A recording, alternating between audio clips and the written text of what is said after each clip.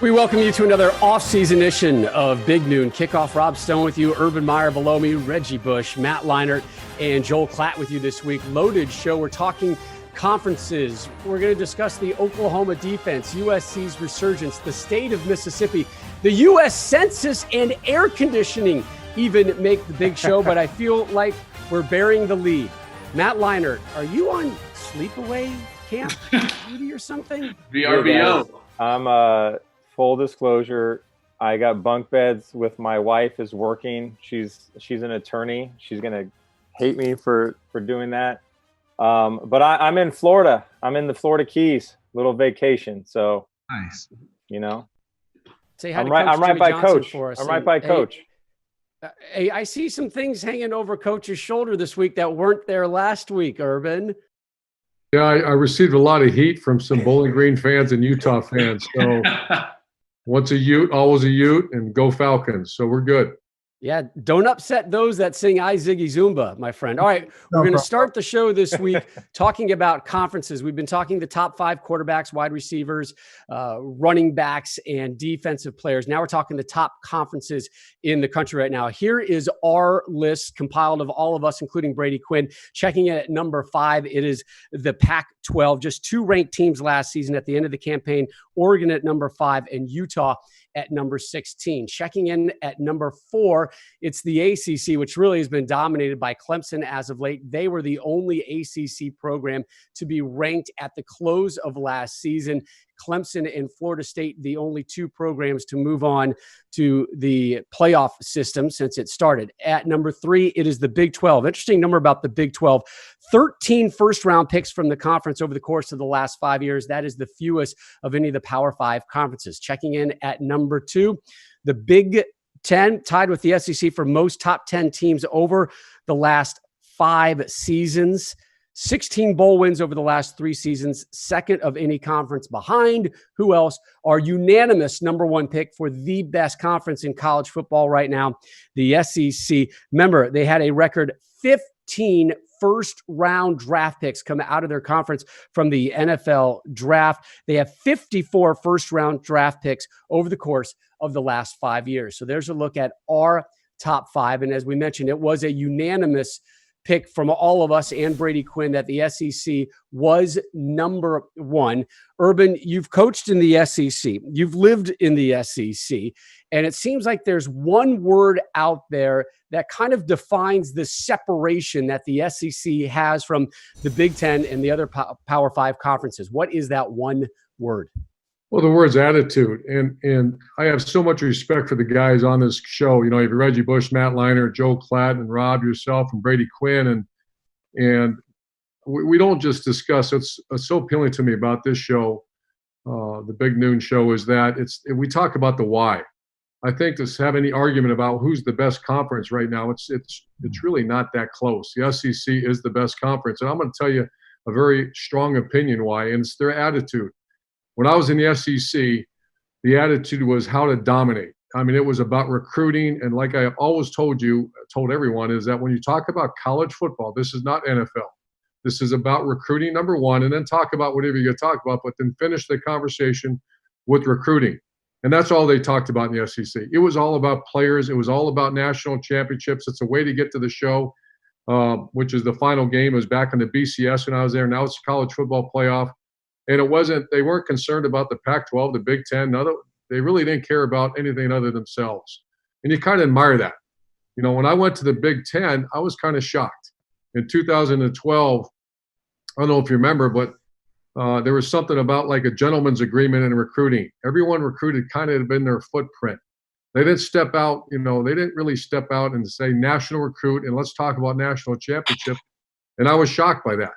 I think that changed. And there was a time I would put probably in 14 and 15 that you could say the Big 10, if not the best conference, they were right there. I mean, right there with the SEC. I know Joel and I had that conversation yesterday. I'm not sure that it's that close right now.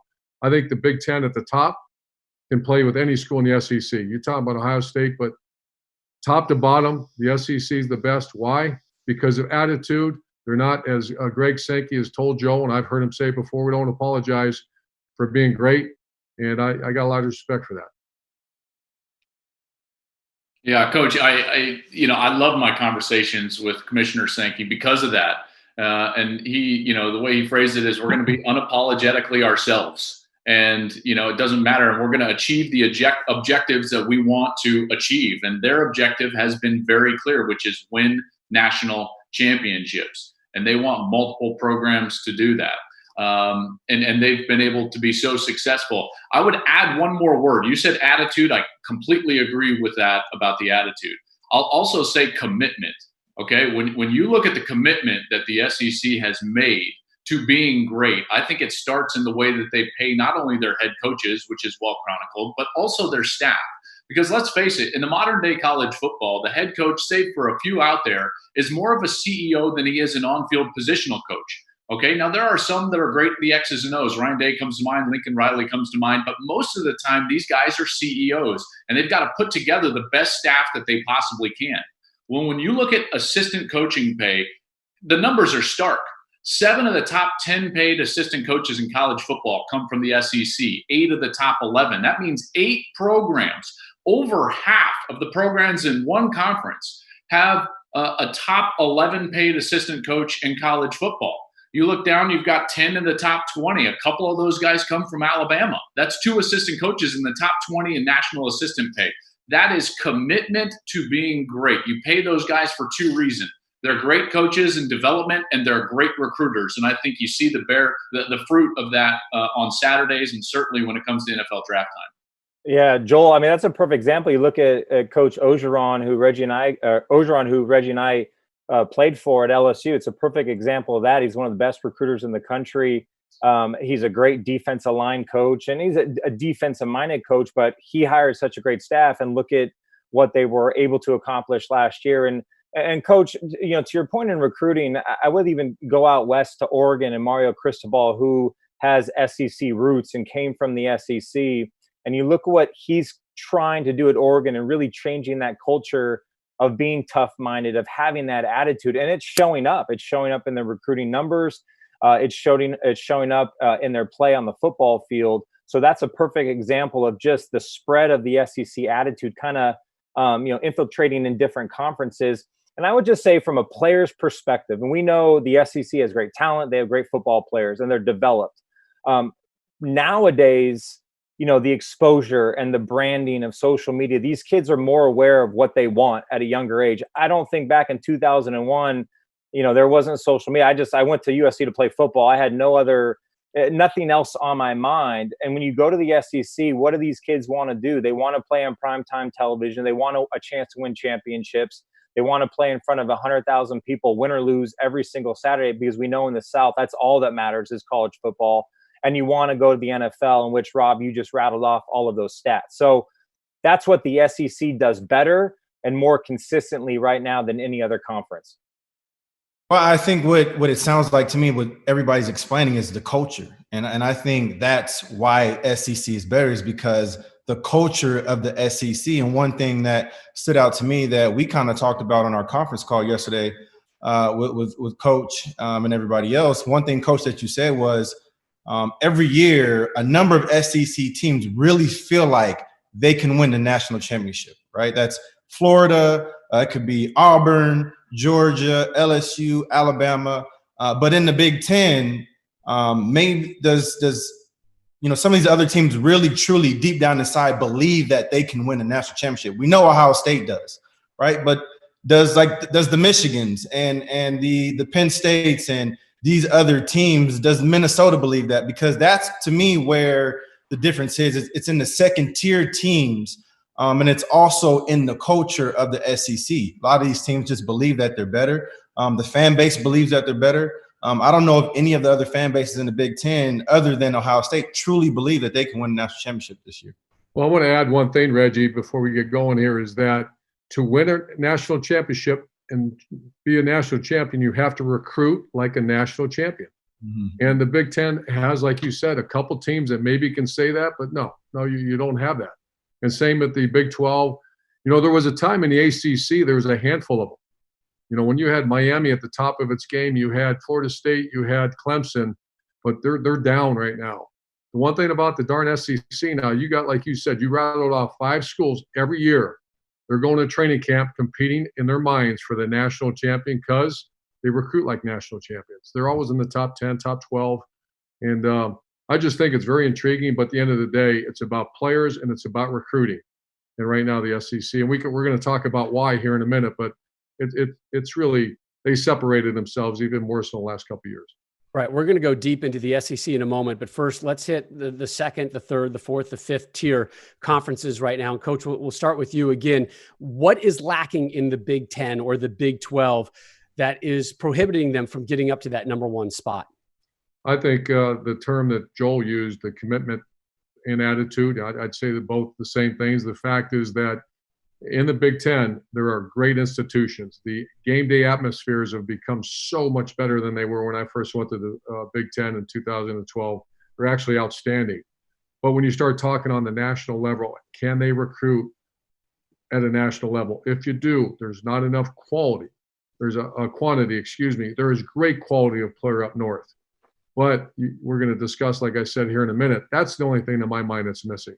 Because there was a back in the day in the Northeast Ohio, Cleveland, Youngstown, Akron, Canton, Massillon, and Western PA, Pittsburgh, you'd sign 25 legitimate Notre Dame, Ohio State level players.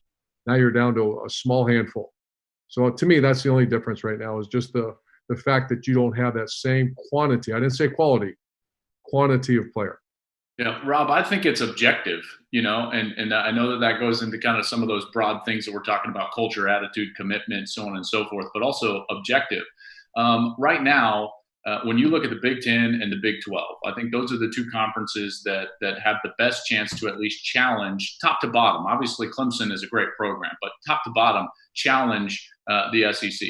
And I think that you're building a far different type of program for the objective that college football sets before you. It's very clear what the best path and easiest path is to the college football playoff, and that is to schedule for a playoff berth, not to schedule in order to say we don't play FCS opponents or we play 9 conference games, so on and so forth. Their objectives are misaligned. So these programs that maybe are recruiting a little lesser athlete because of demographic situations, which we'll get into, and now all of a sudden has to play 9 conference games. Now all of a sudden they want to play a 10th, Power 5 opponent in their schedule. And a lot of it is because their objective is different. They don't think about it from a national championship perspective. They think about it from a revenue perspective. Okay, so the networks come around and they say, we're going to pay you X amount of dollars. And they say, well, what if we play an extra conference game? Well, those dollars are going to go up. What if we guarantee you a great Power 5 opponent in the non-conference? Well, those numbers are going to go up, thus making their national championship objectives much more difficult, but the revenue objectives much more achievable. So I would say objectives are misaligned in the Big 10 and in the Big 12 in order to get to the ultimate prize. Whereas we go back to that unapologetically themselves, the SEC says, I don't really care if you, Joel Klatt, criticize our schedule, which I do every single November when they play Wofford and Sanford and Little Sisters of the Poor. They're like, fine, go ahead. And guess what? On January 12th, guess where we'll be? Unapologetically themselves because their objective is clear. Yeah, I mean, you're absolutely right, and they don't care, and they listen to all of us media talk about the cupcake schedule, and at the end of the day, they always have the last laugh. And I do think there is a disadvantage with the scheduling, and just when you just look at the conferences, we already talked about the depth. That's an obvious. The SEC has more depth at the top. The top 3 or 4 teams every single year are always in the conversation. And that just hasn't been the case for the Big 10 and Big 12. And it ties into the recruiting and all the things we're talking about. But I really do think, the Michigans and the Texases have just not lived up to the expectation I think people thought with Jim Harbaugh going to Michigan. Oh, it's a national title team. They haven't been there. With Tom Herman taking over Texas, they haven't been there. And there's really been just one flag bearer for those conferences, and it's been Ohio State and it's been Oklahoma. So the depth just isn't. There's a lot of good football teams, but there's only really, just like the ACC, one team that you can go into the season and say, hey, that team is good enough to compete for a national championship. Well, I think one of the problems in the Pac-12, Matt, is that there isn't that one team anymore that you can say can compete for a national title. I think the closest you get is an Oregon and maybe a Washington sprinkled in here and there on an odd year. So what does the Pac-12, Matt, need to do to get themselves higher up this list and into national title contention every year? It's for me, it's two things right off the bat. It's recruiting. Like Coach says, it starts with the recruiting and it ends with recruiting. And we have a graphic here that I want to show. And if you go back just to 2005, and that was Reggie and I's heyday when USC was rolling and they were recruiting, we had top 2 or 3 recruiting classes every single year. If you look at the top 100 players in the country and you take all of those players from the West Coast, right, 68% of those players stayed in the Pac-12. Most of those players stayed in the Pac-12. Most went to USC. Look at the class of 2020. It's completely flipped. All of the top players, and the perfect example are the 2 top quarterbacks in the country out of St. John Bosco and Mater Dei, leaving Los Angeles, USC's backyard, to go to Clemson and Alabama. So the recruiting has changed. And Coach, you've talked about this on the show all last season. Kind of when you see that wounded duck, you go in there and you attack and you take advantage. And that's what a lot of teams have done. I will say this. I just said about Mario Cristobal. He's changing the narrative a little bit at Oregon. USC has done the necessary steps. And Joel, you talk about the commitment to staff. They've hired some really good staff members. They've increased the recruiting staff. And they got a great recruiter from Oregon and Dante Williams that is already changing the culture there recruiting wise. And then the second thing is, and this goes back to scheduling as well, is remember last year, Oregon, Auburn, it was week 1. And we're talking about, wow, if Oregon wins this football game, it'll change the whole narrative for the Pac-12 the rest of the season. If they lose this football game, it'll change the whole narrative of the Pac-12 for the rest of the season. Well, they lost. The Pac-12 has not showed up in these big non-conference games early to really kind of stamp that and say, hey, we're back. And whether it's Oregon, whether it's USC, or even Washington, remember Washington, Auburn a couple years ago, SC and Alabama a couple years ago, they've had opportunities and they just haven't taken advantage of those. So there's a lot that needs to happen. And Reggie could tell you this, when USC is really good, the Pac-12 is perceived differently, and USC is just not there yet.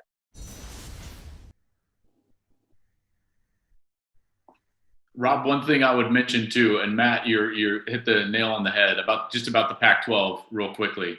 I would add one more thing, that their media rights are really bad. Okay. And Coach, this is where, I get in trouble sometimes, because if there's a spade out there, I'm going to call a spade, right? You know why no one wants to play in the Pac-12? You don't get exposure. Yep. Okay. Their windows that they've negotiated with their television partners are just really poor. Namely, the fact that they tried to go do this conference network on their own and nobody gets it. Nobody watches it. Right. So all this content that they say they have is not really content if you're an 18-year-old kid, because no one's watching it. Doesn't help you in any way. And then another thing that they did is within the negotiation with the major networks, they wanted to have a standalone East Coast primetime game that didn't compete with another Pac-12 game. So they wanted to only have one team or one game playing at that time, which then moved one extra game and sometimes 2 extra games into the late night, which is West Coast primetime, kicking off at 7 p.m. West Coast. Well, guess what that is? 10 p.m. on the East Coast. So all of a sudden, Pac-12 After Dark was invented, and while everyone tweets about it and loves it, nobody actually watches it. When you look at the most watched college football programs in the country, it is all Big Ten and then some SEC sprinkled in there. So their exposure is not very good, because their media rights deals have been an absolute failure since they were negotiated a few years ago. And Joel, remember when we announced our whole Big Noon Kickoff campaign, there were some Pac-12 schools awfully interested in trying to slide their teams, their games into that real early window, Mountain Time or Pacific Time, to try and offset that. It'll be interesting to see if that momentum continues and what really happens on that. And Reggie, we're going to get your take on the Pac-12 getting back to national title relevancy in a little bit. But Reggie, I want to start with you on this question. We've seen our top 5 unanimous SEC. I'm curious, if we look next year, 2-3 years down the road, give me a conference that you see has a bullet next to it and can rise. I think it's the Big Ten Conference. I think the Big Ten can get there. Over the last 3 years, The Big Ten is 6-7 against the SEC. So that tells me that they can play with the SEC.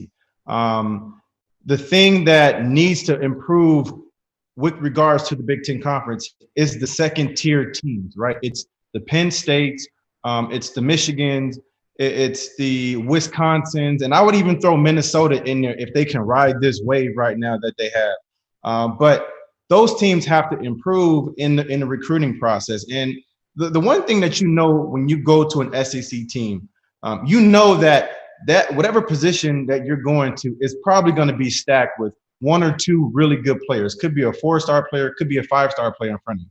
So your playing time could get pushed back at least a year. If I'm in the Big Ten, if I'm Penn State or especially Michigan right now, I would be telling these young kids that, listen, you can come here and play right away.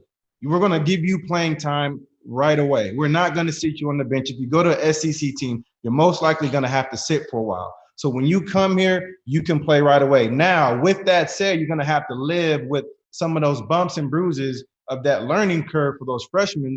But at the very least, you're competitive, right? And so in the recruiting process, I believe that these second-tier teams in the Big Ten, they got to improve with getting some of these 4-star players, getting some of these 5-star players. If they can make some of these splashes, I think it's going to help at least the optics. And as you know, that's going to help with recruiting as well. Let me jump in there with Reggie real fast. And this is when Ohio State, to me, made a drastic jump. When we went in and got Von Bell and Raekwon McMillan, they were two of the best players in America. And whenever you talk about recruiting, Reggie, I can't agree with you more, but at the end of the day, you have to go in there and fight the big dog. You got to go into Texas and fight Texas and Texas A&M, and not just fight them, but win. Maybe not all of them, but you got to win. And same thing in Georgia and Florida, because reality is that is where the elite, the quantity of elite player is. Once again, I got to make sure I clarify that we're not just talking quality. Everyone has quality players, but you stumble over them in Georgia, Texas, and Florida. That's how good the football is there. And so I knew that when we went into Georgia and got those two players, Raekwon McMillan and Von Bell, that made Ohio State now a national player, because that's really obviously hard to do. And then all of a sudden you get one, then you get another, and you get another, and it starts a little bit of a flywheel effect. And that's what Reggie, that's what you're talking about. You have to go in and fight the big dog of the state. And if you can do that, that's how you bump up to the next level. Historically, the ACC is known as a basketball conference. Matt, how close are they to becoming a football conference? Joel, don't laugh at me when I talk about the ACC, all right? All right? Don't be a hater. I didn't know we were going to have a Clemson segment because that's all they got. Oh, it's more than Clemson right now, my friend. Go get him, Matt. Listen, we know Clemson is the cream of the crop, much like Ohio State, much like Oklahoma in their respective conferences. I believe, first of all, I really believe in what Mac Brown is doing. I think we could all agree he's a championship coach. And what they did last year, you saw signs, and now he's got a great quarterback and he's got a lot of guys back. They're on the rise. We know that. I think when you look even deeper down, Florida State, a major disappointment, but I believe Mike Norvell, coming from Memphis, he just gives them instant, organization details. He is a really good football coach, and that's an upgraded staff than what they had from before. And we know Florida State always has talent. Just you have to be able to maximize that. I don't think they're going to be there yet, but that's a team in 2 to 3 years I think could be really good. I think Virginia Tech is always a quality team. Miami has struggled, but De'Aaron King, who we talked about, who we think is maybe one of the most exciting players in college football, may bring a little bit of juice and entertainment to that team next year. I think the ACC in the next 2 to 3 years isn't going to only be Clemson. I think there'll be a cluster of teams. And talk about the schedule. They have some opportunities early, right? Virginia Tech plays Penn State early in the season, and North Carolina plays Auburn early in the season. So those are two kind of non-conference matchups that against two really good football teams that can give the ACC an opportunity, whereas that Pac-12, like we just showed, hasn't taken advantage of those opportunities. I mean, you can Coach, go ahead, Joel. pencil in Clemson to the playoff because their road is so easy through that. It is, and I'm talking 2, 3, 4 years down the road. And look, North Carolina just signed the #1 cornerback in the country this week. And coach, just to that point, you just start, it's a domino effect. When you start getting these players, you start winning football games, people want to go there. UNC is really appealing, in my opinion, if you're a high school football player. That player you mentioned, Tony Grimes, number 6 overall prospect, their second 5-star recruit that they were able to pull in. Mac Brown and his staff, Dre Bly, doing a fantastic job recruiting. But when I brought up this question of what conference is on the rise, 2 of you guys chimed in with the conference that's already up there, the SEC, and I found it fascinating. We started digging a little deeper into why is the SEC so good and why is the SEC only going to get better and how did they get here? And it's easy to say, Coach and Klatt, they get the best talent and they recruit, but there's more to it. How much more to it? How about U.S. Census data stuff to it? And this is something that we jumped on right now. We talk about the population growth since 2010. You see the jump, the high numbers right now in the South. If you go back to 1950, the Rust Belt accounted for 33% of our nation's population. In last year, it has dipped below 23%. So there is this mass exodus of humans and, of course, the talent that goes with it, Urban. And now all those programs that are fighting for that talent, there's a smaller pool, and that pool has exploded. Where? Down in the heartland of the SEC, Urban. Yeah, and that's once again why I love this show, and I love the people on this show, and the fact that we give the viewer, we're not going to give them the low-hanging fruit and say SEC is better. No, here's why, and this is fact. When I made this comment earlier, I'm from Northeast Ohio, Cleveland, Ohio. Cleveland, Youngstown, Akron, Canton, Massillon. That's kind of the birthplace, or not kind of, that's the birthplace of football. And back when the steel mills were open, I grew up on Ashtabula, Ohio, where had 900-foot ships of iron ore, coal, and steel. That's all gone. My hometown has dipped a very small number. I want to say it's under 15,000 people now. Pittsburgh, Pennsylvania, Western PA, along with Northeast Ohio, was basically what Georgia is now in recruiting. You could go in there and you could fill your roster at Notre Dame, at Ohio State, the team up north. You could fill your roster. Matter of fact, Alabama was well known to start coming up there and try to recruit. But now because of the population shift, and I can't wait to hear let everyone hear Joel's reasoning. That's number one, is the population shift. But I also want to throw this out there, that my son played high school football. And the minute the season was over, they had no spring practice. They didn't have off-season training like they do in the South and the places that have spring football. So as a recruiter, imagine having, the Reggie Bush had spring practice every year. Matt Leinart, spring practice every year. The kids in the South, Florida, every year. When I go to Texas recruiting, the minute the season's over, within a week, they're starting something called a football class every day at noon. And then guess what they do after class, after school lets out? They have football practice. And my son he didn't play football again until June. And so reality is that you're going to be developed at a much greater rate. Now, one thing I want to add before I throw it out to the other guys is that does not mean, once again, there's not great quality. It just means at time you're going to find a Joe Burrow that's an underdeveloped, a guy that never had spring football practice. He was a great basketball player. Is that a bad thing? I didn't say that. We're just talking what's the reality, why the SEC is better. Talent shift, or the population shift, and the fact that there's spring football and it's year-round down south. Well, there's 2 main forces that drive population shift, and that's economics or industry and quality of life. And those 2 things have really driven the drive from the Rust Belt down to the South. And namely, and this is where it gets, I know that some of you were rolling your eyes yesterday on our call. The fact that air conditioning has become so much more prevalent, economical, and affordable means that the quality of life in the southern states in those hot summers and in the humidity is much higher than what it was in 1965, 75, and at times in 1985. Anyone that grew up in those areas or vacationed in those areas, visited grandma in those areas in the summertime know what I'm talking about, right? It was stifling. People didn't have air conditioning. The windows were open. You're trying to sleep. It's still 95 degrees and hot and muggy.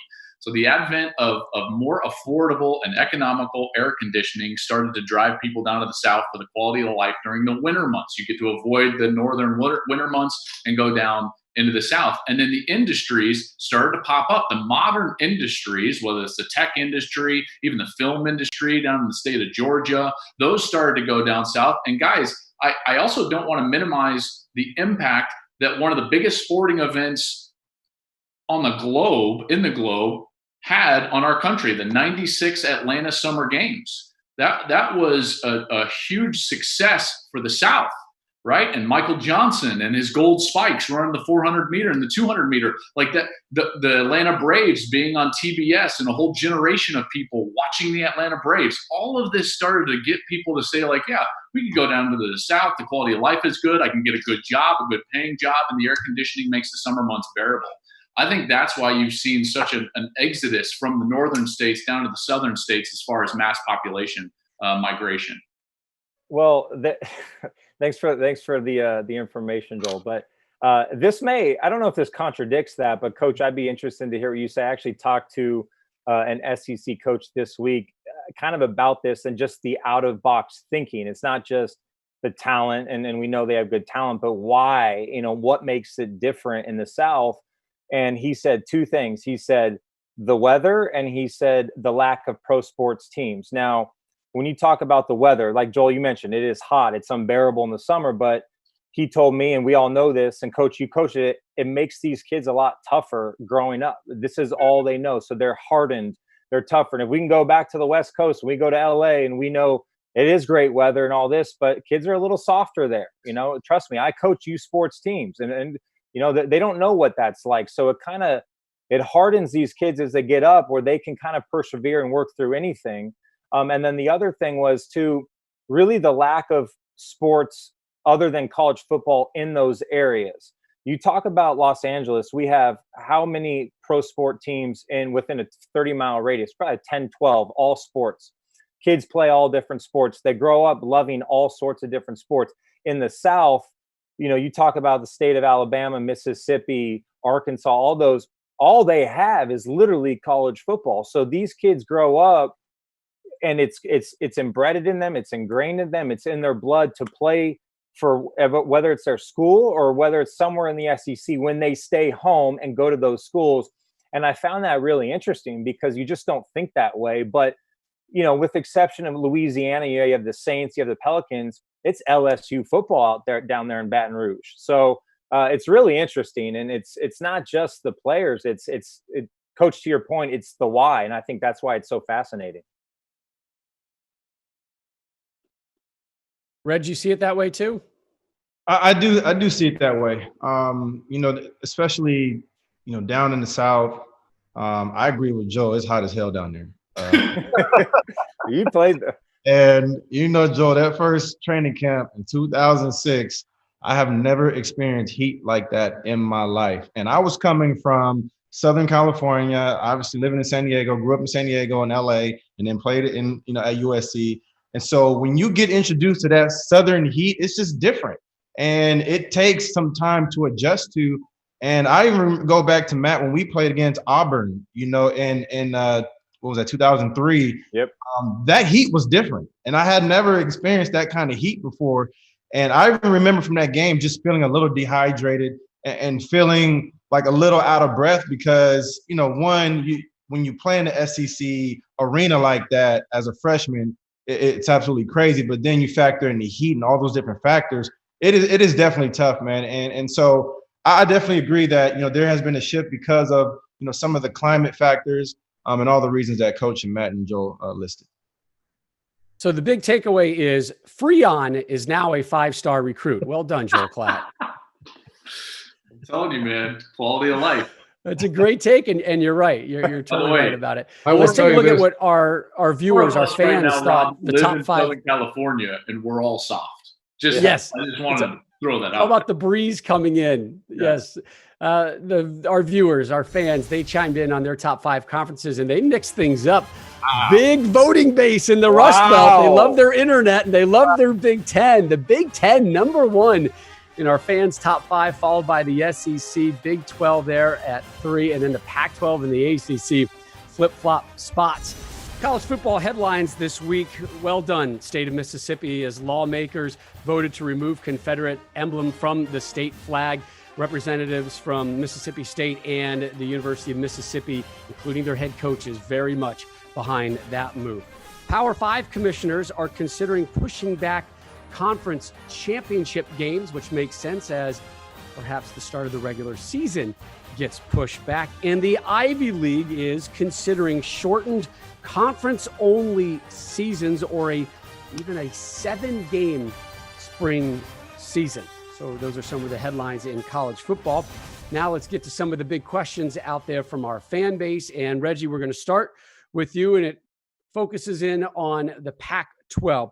What will it take for the Pac-12 to make the playoffs, especially your school, USC? Well, with regards to USC, they're going to have to obviously win the division, to get to even have a shot to get to the playoffs. That's for any school.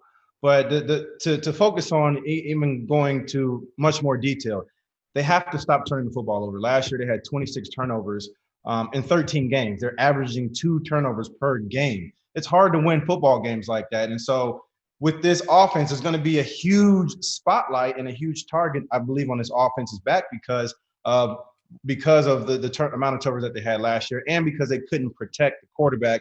2 things that are bad for an offense. Then as far as the Pac-12 goes, teams like Oregon, they got to stop scheduling tough opponents early in the season. Last year, they scheduled Auburn. This year, they got Ohio State. Man, what are you doing? You're only, making life harder for yourself.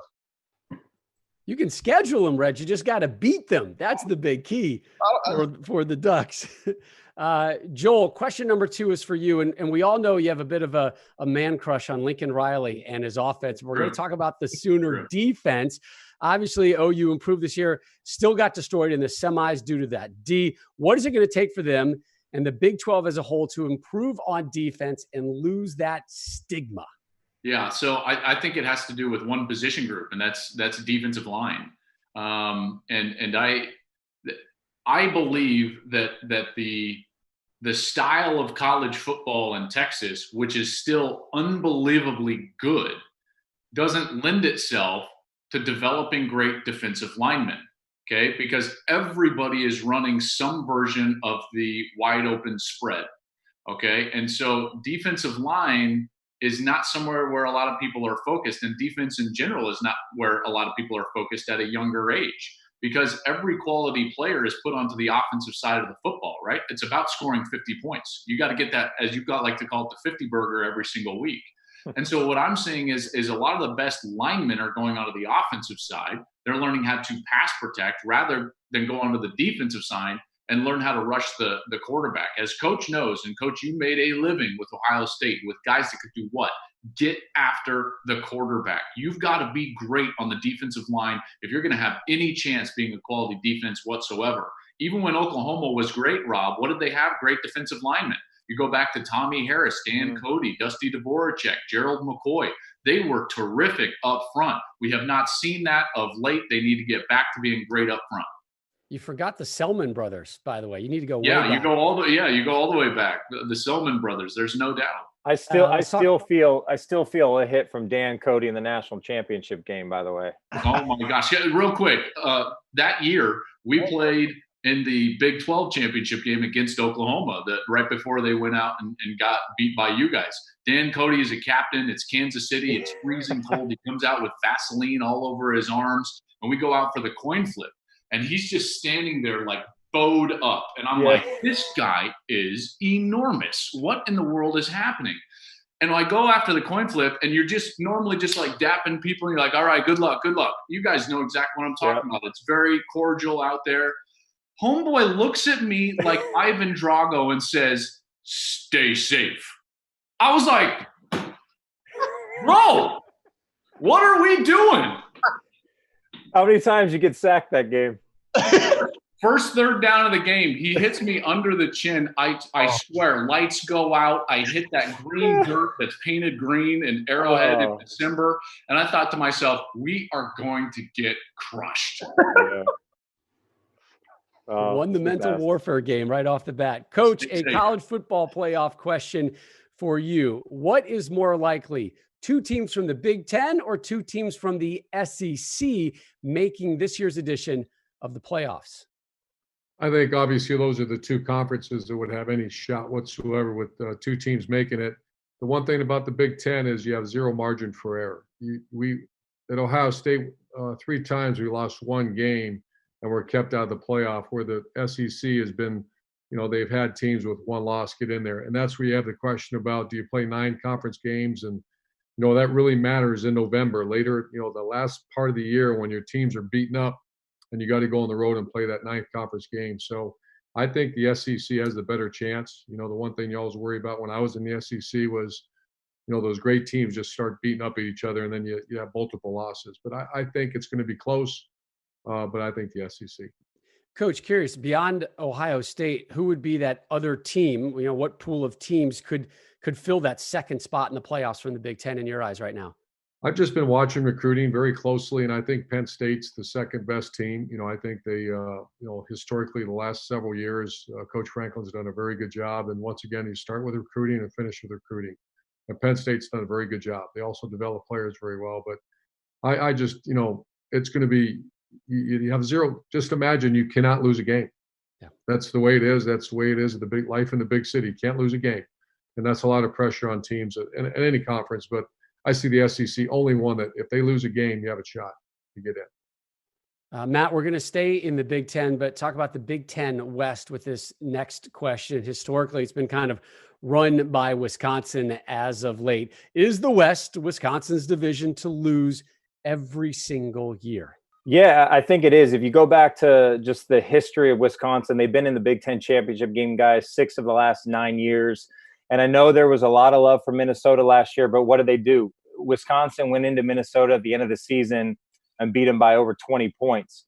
They proved, because it's just their way of playing football. Whether they can compete with the Ohio States or not, they are consistent in what Coach Chris does every single year and every single week. They run the football extremely well. They play hard-nosed defense, and they always find themselves, in that Big Ten championship or in contention at the end of the year. And I know they lose Jonathan Taylor and they lose some guys on the defensive side of the ball, but we know what they do. They reload running backs. I still think until someone can consistently beat Wisconsin in the West, this will always be their division until that happens.